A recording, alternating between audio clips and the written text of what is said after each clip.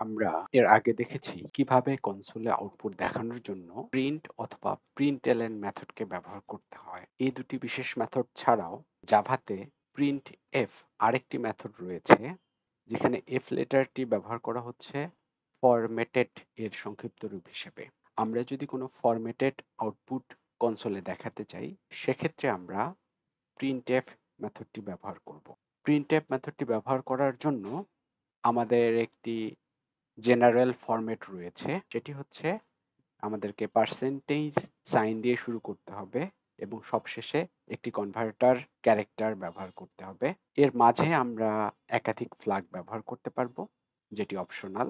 এর পাশে আমরা উইথ ব্যবহার করতে পারবো এবং তারপর ডট দিয়ে আমরা প্রিসিশন ব্যবহার করতে পারবো। চলো আমরা উদাহরণে চলে যাই। যে কোনো ধরনের পূর্ণ সংখ্যা বা ইন্টিগ্রাল নাম্বার যদি আমরা ফরম্যাট স্পেসিফায়ার ব্যবহার করে প্রিন্ট করতে চাই, সেক্ষেত্রে স্পেসিফায়ারটি হচ্ছে পার্সেন্টেজ ডি। আমি এখানে কিছু উদাহরণ দিয়েছি, একটি একটি করে উদাহরণ আনকমেন্ট করব এবং রান করব। এই ফরম্যাটটি আমরা অলরেডি দেখেছি। যদি কোনো একটি সংখ্যাকে আউটপুটে দেখাতে চাই, সেক্ষেত্রে আমরা প্লাস সাইন ব্যবহার করে সংখ্যাটিকে স্ট্রিং এর সঙ্গে কনক্যাট করে আউটপুটে দেখাতে পারি। আমরা যদি এটি রান করি, তোমরা দেখতে পাচ্ছ মাই ইন্টিজার ইকুয়াল টু কাঙ্ক্ষিত সংখ্যাটি। এই অবস্থায় আমরা যদি প্লাস সাইন ব্যবহার করতে না চাই, সেক্ষেত্রে আমরা যেটি করব, শুরুতে আমাদের ফরম্যাট স্পেসিফায়ারটি ব্যবহার করতে হবে। যেহেতু আমরা ইন্টিজার সংখ্যাকে ফরম্যাট করতে যাচ্ছি, সেক্ষেত্রে আমাদের স্পেসিফায়ার হচ্ছে পার্সেন্টেজ অফ ডি। আমরা পার্সেন্ট ডি এখানে লিখেছি। এরপর এই পার্সেন্টেজ অফ ডি বলতে কোন ভ্যালুকে বোঝাচ্ছি সেটিকে লিখার জন্য আমরা কমা ব্যবহার করব এবং এরপর আমরা যে সংখ্যাটিকে ফরম্যাট করতে যাচ্ছি সেই সংখ্যাটিকে লিখব। এক্ষেত্রে আমরা মাই ইন্টিজার ভেরিয়েবল ব্যবহার করেছি। এর অর্থ হচ্ছে মাই ইন্টিজারের ভ্যালু পার্সেন্টেজ অফ ডি তে রিপ্লেস হয়ে যাবে। আমি প্রোগ্রামটি রান করালাম, তোমরা একই রকম আউটপুট দেখতে পাচ্ছ। এখানে আমি উইথ এর ব্যবহার দেখিয়েছি। বাউন্ডারি বোঝানোর জন্য শুরুতে এবং শেষে দুটি পাইপলাইন ক্যারেক্টার ব্যবহার করেছি। একটু পরে এর প্রয়োজনীয়তা তোমরা বুঝতে পারবে। আমি বললাম এটি একটি ইন্টিজার ফরম্যাট স্পেসিফায়ার, কেননা এটি অ্যাকচুয়ালি পার্সেন্টেজ অফ ডি।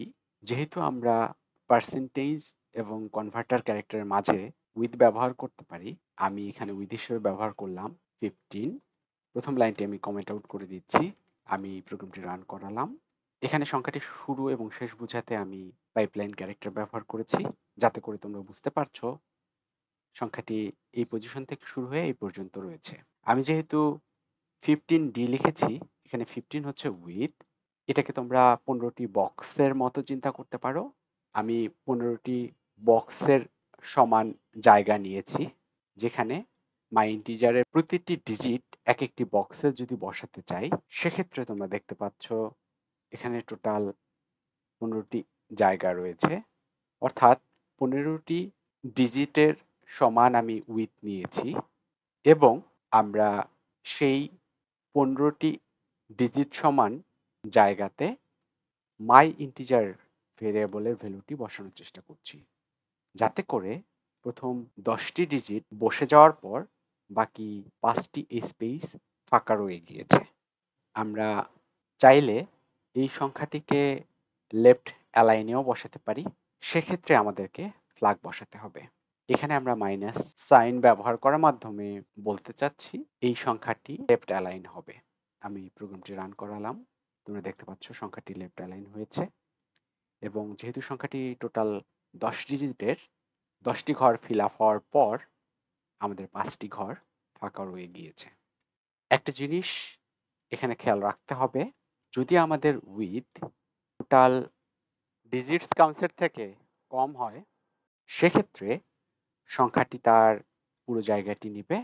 আমি প্রোগ্রামটি রান করালে তোমরা দেখতে পাবে, যদিও আমাদের উইথ 5 বলা ছিল, টোটাল 10টি ডিজিট হওয়ার কারণে এখানে 1 থেকে শুরু করে 0 পর্যন্ত পুরো সংখ্যাটি প্রিন্ট হয়েছে। অনেক সময় আমরা যদি গ্রুপিং ক্যারেক্টার প্রিন্ট করতে চাই, সেক্ষেত্রে পার্সেন্টেজ সাইনের পর আমরা একটি কমা ব্যবহার করতে পারি। সেটি করলে তোমরা দেখতে পাবে সংখ্যাটি গ্রুপ হয়ে গিয়েছে এবং 3 ঘর পর পর একটি করে কমা বসেছে। আমরা যদি চাই আমাদের ফাঁকা স্পেসগুলো 0 দিয়ে ফিল আপ হয়ে যাক, সেক্ষেত্রে আমরা পার্সেন্টেজ সাইনের পর এক্সট্রা 0 বসাতে পারি এবং আমি যদি প্রোগ্রামটি রান করি, তোমরা দেখবে স্পেসগুলো 0 দিয়ে ফিল আপ হয়েছে।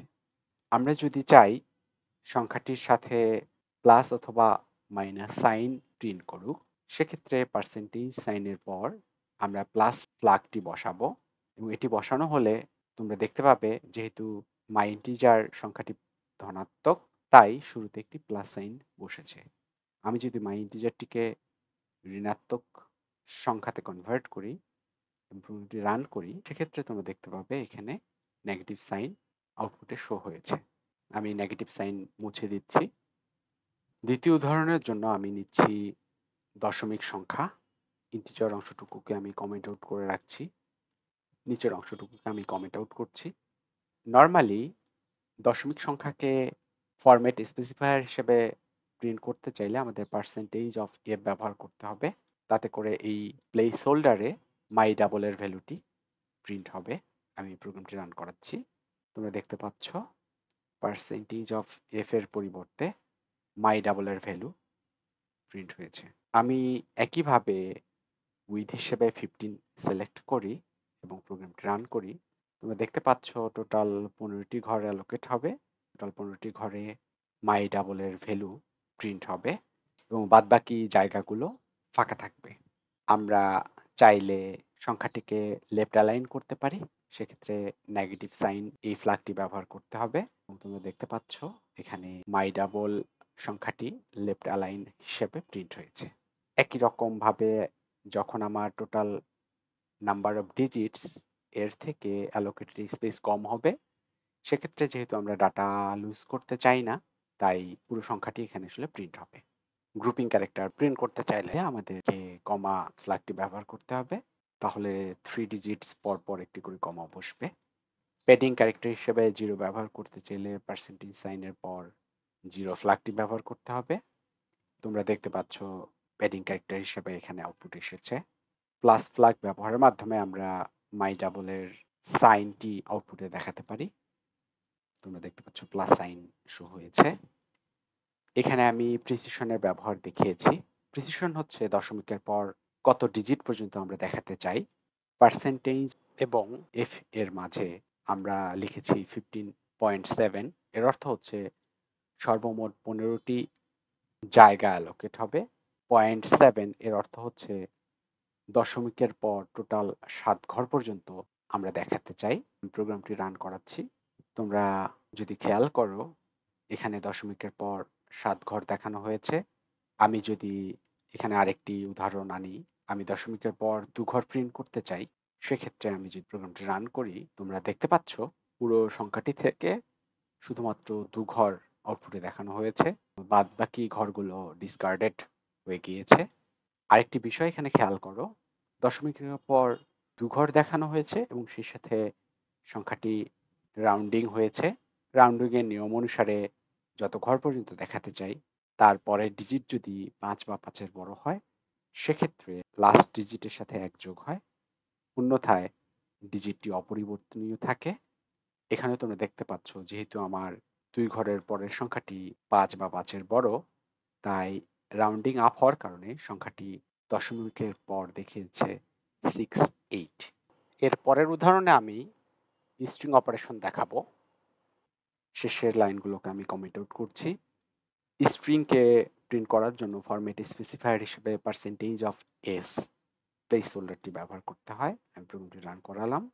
তোমরা দেখতে পাচ্ছ মাই স্ট্রিং এর ভ্যালু আউটপুটে এসেছে।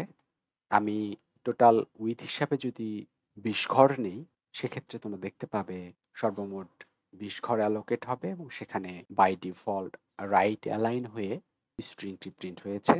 আমি স্ট্রিংকে লেফট অ্যালাইন করতে চাইলে মাইনাস ফ্ল্যাগ ব্যবহার করতে পারি, তাতে করে পুরো স্ট্রিংটি লেফট অ্যালাইন আকারে প্রিন্ট হবে। এখানে একটি মজার বিষয় আছে, দশমিক সংখ্যার মতো আমরা চাইলে স্ট্রিং এর ক্ষেত্রে প্রিসিশন ব্যবহার করতে পারি। ডট, আমার কমেন্টে ভুল ছিল, আমি কমেন্টটি কারেক্ট করে নিচ্ছি।